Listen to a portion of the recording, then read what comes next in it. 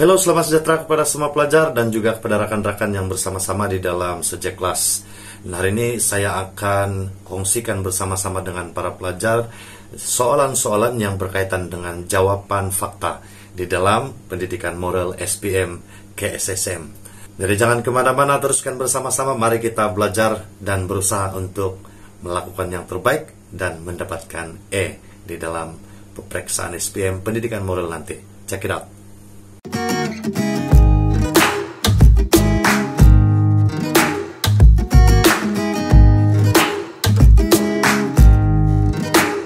Dianggarkan lebih kurang 2 hingga 3 soalan jenis ini akan ditanya di dalam peperiksaan sebenar. Dan soalan ini memerlukan pelajar menjawab jawaban fakta. Dan juga untuk soalan-soalan ini, mau ataupun tidak, pelajar-pelajar perlu membaca, mencari fakta ini, serta menghafal fakta-fakta ini. Karena jawaban untuk soalan-soalan ini adalah jawaban bukan berlandaskan logik, tetapi fakta. Soalan-soalan jenis ini mungkin saja berkaitan dengan akta ataupun nama-nama pertubuhan, dasar-dasar kerajaan, perayaan-perayaan kaum ataupun perayaan agama, dan juga macam-macam lagi. Jadi pelajar-pelajar perlu bersedia dan pelajar-pelajar perlu mencari, menghafal topik-topik ini ataupun fakta-fakta ini sebelum peperiksaan SPM yang sebenar. Oke, mari kita sama-sama lihat bagaimana contoh-contoh soalan berkaitan dengan soalan fakta ini. Ini antara contoh soalan. Nyatakan satu akta yang perlu dipatuhi oleh pengguna media sosial dalam menangani penularan berita palsu. Apabila ditanyakan tentang akta, maka pelajar-pelajar tidak boleh memberikan sebarang jawaban logik. Tetapi pelajar perlu menjawab dengan menggunakan fakta yang sebenar. Khusus untuk soalan ini, mari kita tengok apakah contoh jawaban dan cara menjawabnya. Terdapat 4 contoh yang saya sudah sediakan bagi soalan ini, yaitu yang pertama, akta komunikasi dan multimedia. Yang kedua ialah akta jenayah cyber. Ketiga, akta tanda tangan digital. Yang keempat adalah akta perlindungan data pribadi. Mari kita lihat pula contoh soalan berdasarkan fakta yang seterusnya. Contoh soalan yang kedua ialah nyatakan 2 pertubuhan antara bangsa yang terlibat di dalam mempromosikan budaya mesra alam kepada masyarakat global. Ini adalah jawaban-jawaban fakta yang dikehendaki. Yang pertama ialah kesatuan antara bangsa untuk pemeliharaan alam sekitar ataupun IUCN.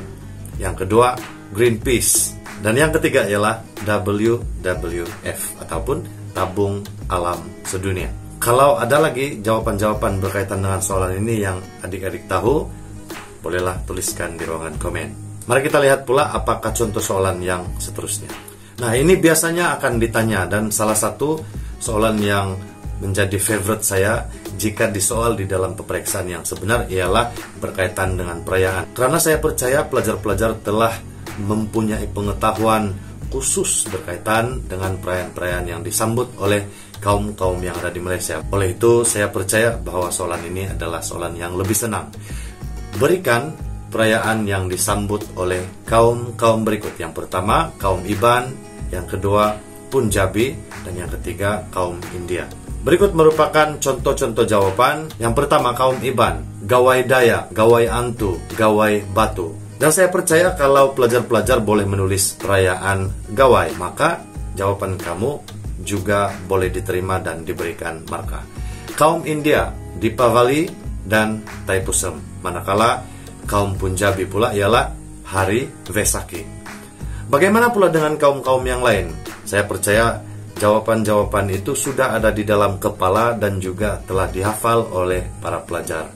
Mungkin juga soalan bukannya berkaitan dengan kaum Iban, India, dan Punjabi, tetapi Melayu, Cina, Kadazan, dan juga kaum-kaum yang lain. Jadi pelajar-pelajar bolehlah mencari fakta yang berkaitan dengan perayaan kaum-kaum ini.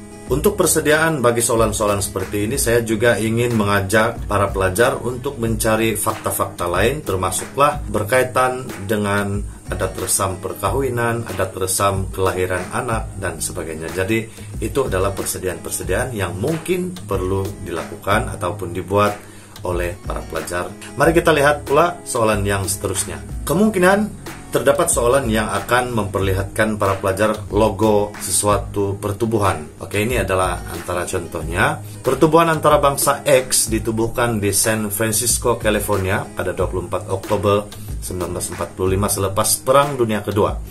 Keahlian terbuka kepada semua negara di dunia.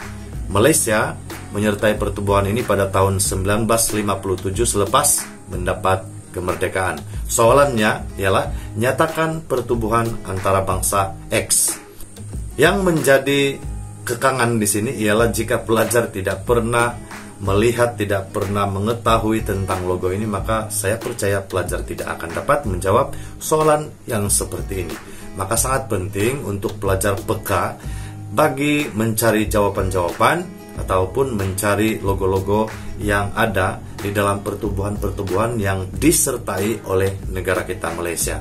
Jadi logo ini adalah Pertubuhan Bangsa-Bangsa Bersatu ataupun PBB. Ini adalah kesinambungan daripada soalan yang tadi. Berikan 3 pertubuhan antara bangsa yang dianggotai Malaysia selain pertubuhan yang tadi. Yang pertama ialah ASEAN ataupun Persatuan Negara-Negara Asia Tenggara. Yang kedua NEM ataupun Pergerakan Negara-Negara Berkecuali. Yang ketiga Commonwealth. Dan yang keempat OIC ataupun Pertubuhan Kerjasama Islam. Saya percaya ini adalah kelebihan apabila belajar di dalam silibus kita di sekolah, di mana kita boleh menggunakan pengetahuan kita di dalam mata pelajaran lain, contohnya di dalam pembelajaran subjek sejarah. Jadi gunakan pengetahuan itu untuk menjawab soalan-soalan seperti ini. Seperti yang saya katakan sebentar tadi, soalan-soalan ini mungkin saja berkaitan dengan akta, berkaitan dengan pertubuhan-pertubuhan, berkaitan dengan dasar-dasar kerajaan, berkaitan dengan kaum-kaum yang ada di Malaysia, dan banyak lagi. Oleh sebab itu, saya mengajak pelajar-pelajar supaya banyakkan membaca, banyakkan menghafal fakta-fakta ini, karena jawaban ini perlu dijawab dengan fakta yang sebenar.